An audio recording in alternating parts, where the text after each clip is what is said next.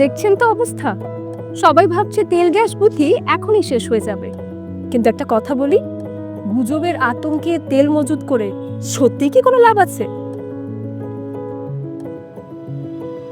অনেকে বোতলে ভরে বাসায় পেট্রোল নিয়ে যাচ্ছেন, কিন্তু জানেন কি, ব্যাপারটা খুবই ঝুঁকিপূর্ণ। পেট্রোল, ডিজেল, অকটেন এগুলো দাহ্য পদার্থ। যদি কোনোভাবে আগুনের সংস্পর্শে আসে, বড় দুর্ঘটনা ডেকে আনতে পারে।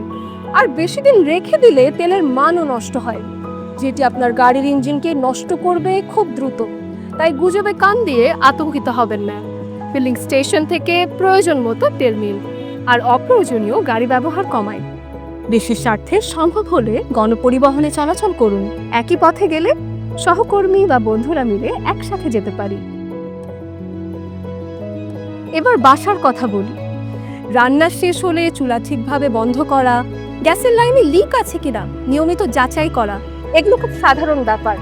তবে এই সাধারণ কাজগুলো ঠিকভাবে করলেই অনেক জ্বালানি বাঁচে। আর অবৈধ বা অপচয়ী গ্যাস বন্ধ করাও আমাদের দায়িত্ব। অফিস, দোকান, বাসা সব জায়গায় যদি আমরা একটু সচেতন হই, তাহলে কমবে অপচয়, কমবে দেশের চাপ। আতঙ্ক নয়, সচেতনতাই আমাদের শক্তি। জ্বালানি সাশ্রয় করি, নিরাপদ ও সমৃদ্ধ বাংলাদেশ গড়ি।